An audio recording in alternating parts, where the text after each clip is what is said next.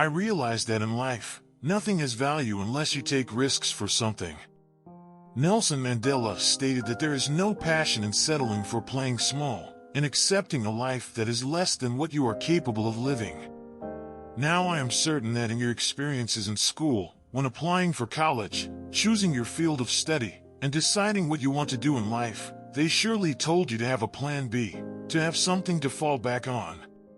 My dear, I never understood this concept of having something to fall back on. If I'm going to fall, I don't want to retreat, I want to fall forward. I believe that, at least this way, I will see what I can achieve. Without consistency, you will never reach the end. So do what truly impassions you, take risks, don't be afraid to fail.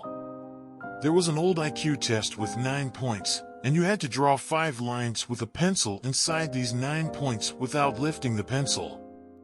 The only way to do this was to think outside the box, and don't be afraid to think outside the box. Don't be afraid to fail, dream big, dream really big. But remember, dreams without goals are just dreams. Red Jackson had the record for strikeouts 2,600 times in his career, but people don't remember the strikeouts.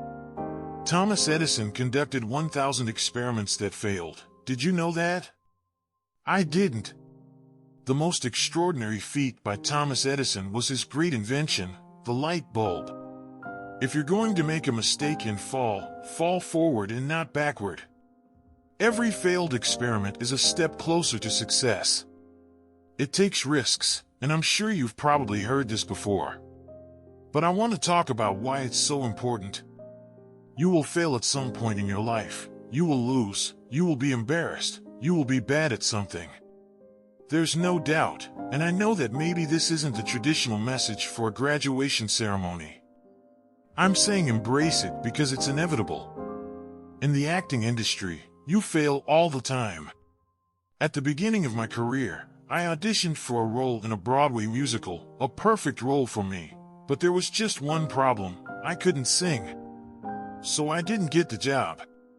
But here's the thing, I didn't give up, I didn't retreat. I left there to prepare for the next audition, and I prayed a lot, but I kept failing and failing.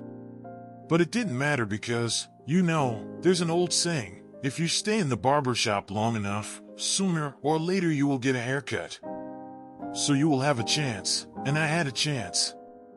But you need to have the courage to fail. If you don't fail, you're not even trying. I'll say it again, if you don't fail, you're not even trying. To get something you've never had, you have to do something you've never done before. Imagine you're on your deathbed, and around your bed are the ghosts representing your unrealized potential. The ghosts are the ideas you never put into practice, the ghost of talents you didn't use. They are around your bed, irritated, disappointed, and upset. They say, "We came to you because you could have given us life. Now we have to go to the grave together." So I ask you today, how many ghosts will be around your bed when your time comes? I just came back from South Africa, a beautiful country, but there are places there with terrible poverty that need help. And Africa is just the tip of the iceberg. The Middle East needs your help. We really need you, young people. I mean, I'm not speaking for others here, but I know I'm getting a bit grayer. We need you, the young, because remember this, you have to go out there, you have to give everything you have, be it your time, your talent, your prayers, or your treasures. What will you do with what you have? I'm not talking about how much you have.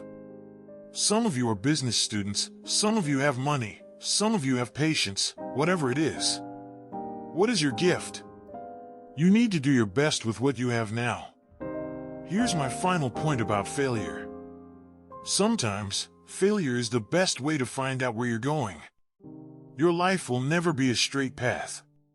When I started at Fordham University as a pre-med student, I took a course called cardiac morphogenesis.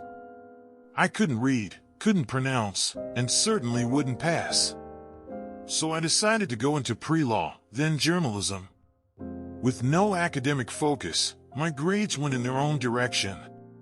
I had an average of 1.8, and the university politely suggested it would be better to take some time off. I was 20 years old, at the lowest point in my life. And then, one day, and I remember exactly the day, March 27th, 1975, I was helping my mother in her beauty salon. My mother owned a beauty salon in Mount Vernon, and there was an older woman, considered one of the elders of the city. I didn't know her personally until one day I had the opportunity to see her.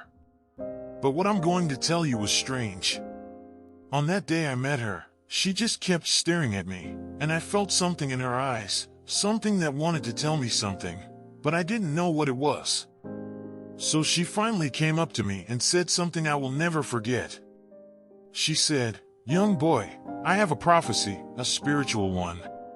She said, "You will travel the world and speak to millions of people." And in the years that followed, just as that woman prophesied, I traveled the world and spoke to millions of people through my movies. Millions who until today couldn't see me, who until today I couldn't see. They could only see the movies. They couldn't see the real me. But I see you today, and I am encouraged by what I see.